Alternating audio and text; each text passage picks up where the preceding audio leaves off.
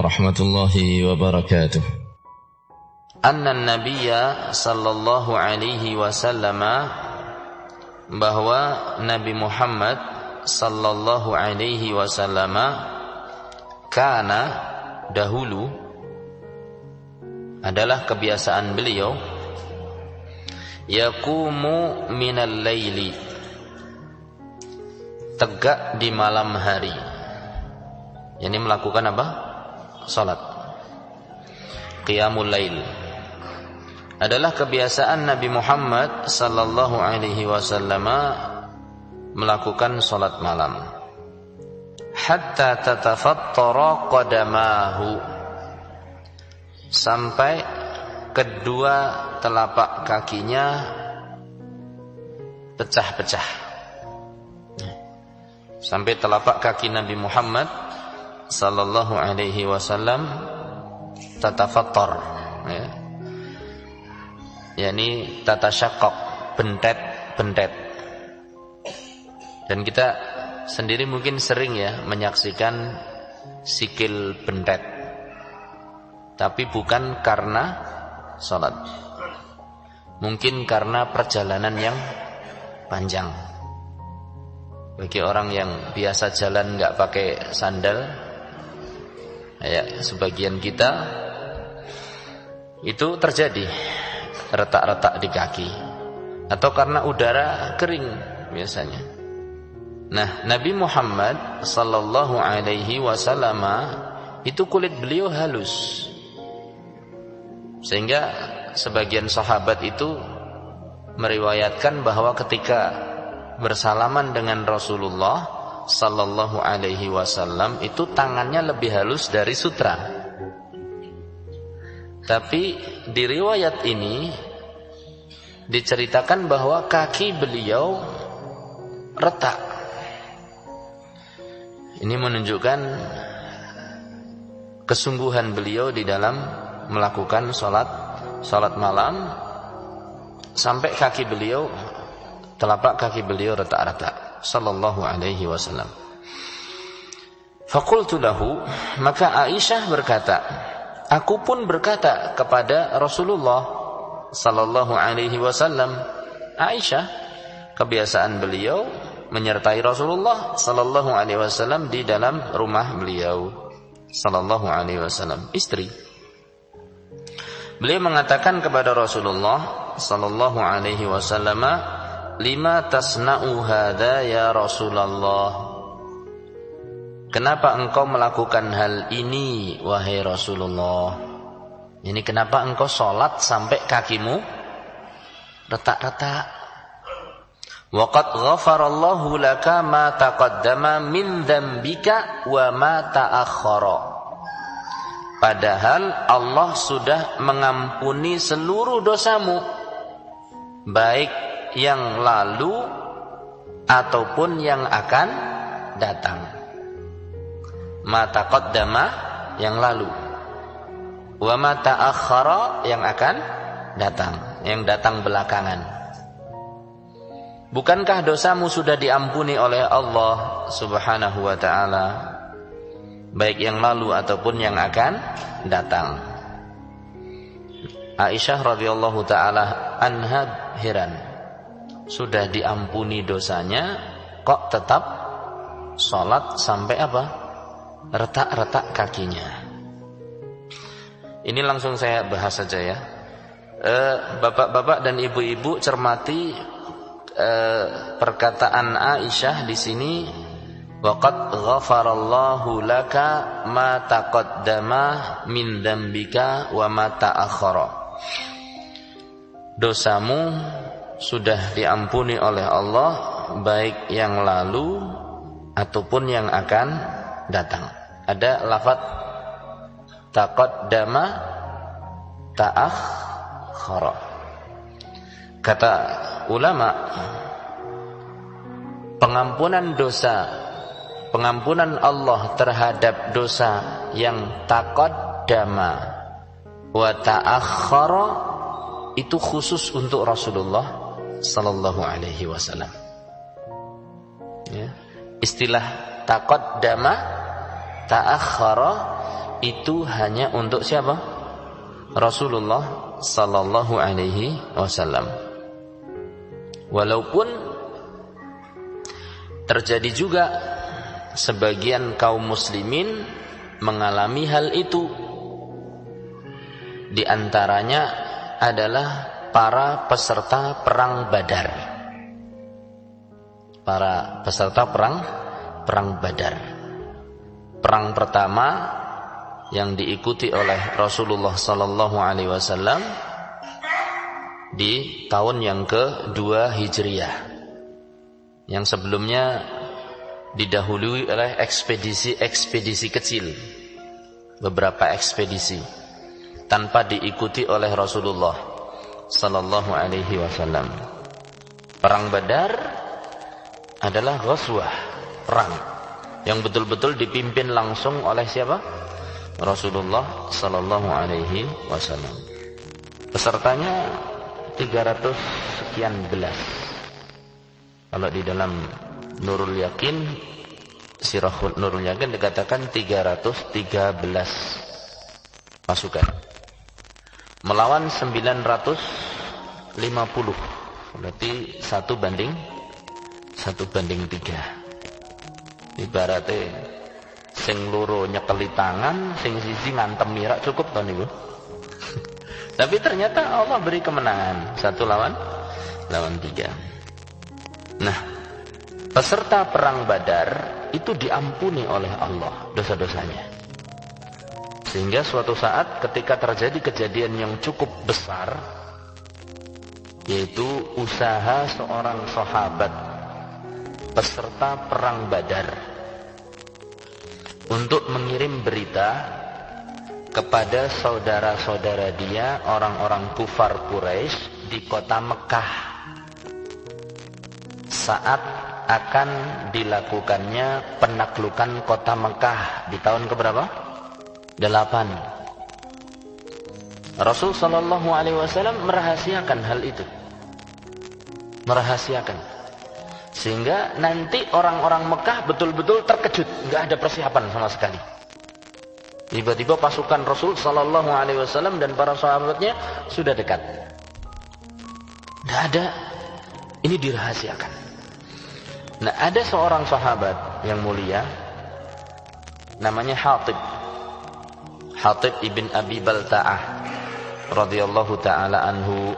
Beliau peserta perang Badar. Beliau berusaha untuk mengirim berita ke kerabat beliau dan juga orang-orang kufar Quraisy. Nah, khawatir kerabatnya nanti celaka dan yang lain-lain. Akhirnya beliau kirim surat rahasia yang memberitahukan bahwa Rasulullah sallallahu alaihi wasallam dan para sahabatnya hendak melakukan pergerakan ke kota Mekah. Ini kan besar, Pak. Bisa bocor rahasia. Surat itu dititipkan ke seorang wanita, budak wanita. Kemudian suratnya disimpan di sanggul dia. Pergi. Tidak ada yang tahu. Allah Subhanahu wa taala menurunkan wahyu kepada Rasulullah sallallahu alaihi wasallam bahwa ada surat yang akan diselundupkan ke kota Mekah yang dibawa oleh seorang budak wanita. Akhirnya diutuslah Ali radhiyallahu taala anhu dan satu yang lainnya. Dikejar. Sampai di perkebunan, sebuah perkebunan gerumbul begitu, di jalan menuju Madinah Mekah, dihadang oleh Ali bin Abi Thalib. Kata Ali bin Abi Thalib langsung, serahkan suratnya. Kata sang wanita, saya enggak bawa apa-apa katanya. Serahkan suratnya, atau terpaksa saya geledah.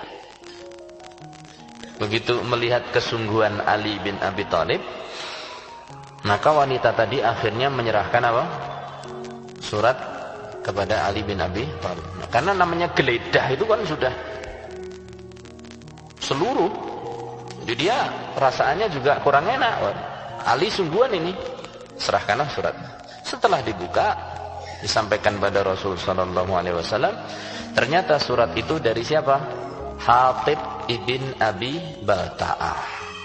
Langsung berdiri Umar. Ini orang sudah munafik katanya. Umar bin Khattab. Serahkan pada saya. Ya. Serahkan pada saya.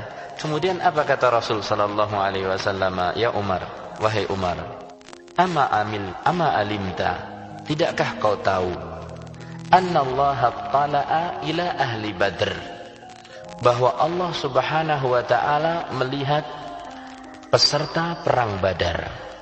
Fayaqulu, kemudian Allah berfirman, i'malu ma syi'tum faqad ghafartu lakum. Setelah kalian mengikuti perang ini, kerjakan apa saja yang ingin kalian kerjakan, sudah kuampuni. Jadi peserta perang Badar, dosa-dosanya apa? Sudah diampuni yang lalu dan juga yang akan datang. Tapi tidak ada dalam sejarah peserta perang Badar terus saenake dhewe, itu tidak ada. Nah, kejadian ini adalah kejadian yang pengecualian.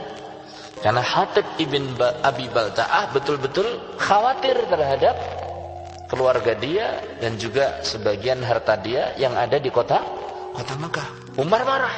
Hampir saja Umar ingin diserai mengeksekusi Hatib ibn Abi Balta'ah. Tapi ditahan oleh Rasulullah sallallahu alaihi wasallam. Wahai Umar, tidakkah kau tahu bahwasanya Allah Subhanahu wa taala melihat para peserta perang Badar dan berkata kepada mereka, i'malu ma syi'tum faqad ghafartu lakum. Lakukan apa yang kalian kerjakan, sesungguhnya aku sudah mengampuni kalian. Karena amal perang Badar itu sangat luar biasa. Sampai diampuni oleh Allah dosa-dosa yang akan datang. Nah, ini terjadi. Selain Rasul sallallahu alaihi wasallam, ada memang orang-orang yang diampuni oleh Allah dosa-dosa yang telah lalu dan yang akan datang. Siapa? Para peserta perang Badar. Akan tetapi kembali, ini pengecualian dari kekhususan Nabi Muhammad sallallahu alaihi wasallam. Aisyah mengatakan, wahai Rasulullah sallallahu alaihi wasallam, kenapa kau salat sampai kakinya pecah-pecah, padahal kau sudah diampuni dosa-dosanya yang lalu dan yang akan datang. Ingat lafaz ma taqaddama wa ma ta'akhkhar. Kata ulama, karena ini kekhususan sebagaimana dinukil oleh Syekh Muhammad bin Shalih Al-Utsaimin rahimahullah taala, karena ini kekhususan Nabi Muhammad sallallahu alaihi wasallam, ma taqaddama wa ma ta'akhkhara, maka ini penting ini untuk kita ketahui. Apabila kalian dapatkan ada hadis yang lafadznya, barang siapa yang mengerjakan ini maka diampuni dosa-dosanya, ma taqaddama wa ma ta'akhkhar. Menggabungkan dua ini, ma taqaddama wa ma ta'akhkhar. Maka ketahuilah hadis itu dhaif. Ya, ketahuilah hadis itu apa? Dhaif. Karena ini kekhususan Nabi Muhammad sallallahu alaihi wasallam. Jadi setiap kau dapatkan ada hadis, misalnya, barang siapa yang mengerjakan demikian dan demikian, maka dosa-dosanya akan diampuni. Ma taqaddama wa ma ta'akhkhar. Itu hadisnya dhaif. Adapun hadis yang bunyinya ma taqaddama saja, itu banyak. Ya, yang pakai apa lafaz? Ma taqaddama saja, itu banyak. Kenapa saya sampaikan ini? Padahal mungkin cukup rumit ya. Mungkin sebagian tidak begitu nyambung. Ini diantaranya adalah untuk mengetahui kekhususan Nabi Muhammad sallallahu alaihi wasallam.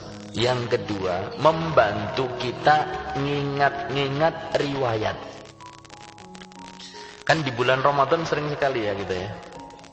Man qama ramadhana, lanjut, imanan wa ihtisaban ghufira lahu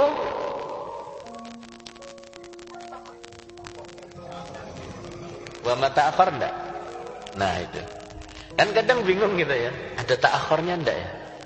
Begitu ingat kaidah ini, oh enggak, berarti enggak ada ta'akhur.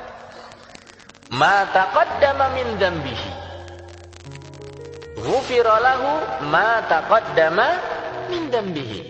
Allah akan ampuni dosa-dosa yang telah lalu. Enggak pakai ta'akhur. Wa man qama lailatal qadri imanan wa ihtisaban ghufira lahu ma taqaddama min dzambihi. Jadi kalau hanya dengan lafaz ma taqaddama banyak atau enggak? Banyak. Ya. Kemudian ada satu puasa yang kita mendapatkan apabila mengerjakannya mendapatkan pahala diampuni setahun sebelum dan setahun sesudah. Itu gimana Ustaz? Maka kita sampaikan lagi, tidak pakai lafaz ma taqaddama wa ma ta'akhkhar. Hadis itu tentang puasa apa? Arafat.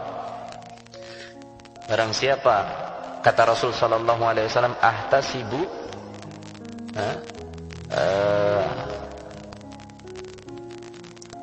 al-arafah, kata au fi ma'nahu, yang artinya saya lupa lafadznya persisnya ya. Saya berharap dengan puasa Arafat Allah Subhanahu wa taala mengampuni as-sanah allati qablaha was-sanah allati ba'daha. Setahun sebelumnya dan setahun sesudahnya. Jadi bukan ma taqaddama wa ma ta'akhkhar, tapi pakai setahun sebelumnya dan setahun sesudahnya ya. Siyamu yaumi Arafah, kata Rasul sallallahu alaihi wasallam, atau kama qala sallallahu alaihi wasallam, siyamu yaumi Arafah ahtasibu an yukaffirallahu sanata alladhi qablah was sanata alladhi ba'dah, atau kama qala sallallahu alaihi wasallam. Puasa hari Arafat, aku berharap Allah mengampuni dosa-dosa setahun sebelumnya dan dosa-dosa setahun setelahnya. Jadi cuma setahun, bukan pakai lafaz apa? Taqaddama ta'akhkhar. Jelas ya?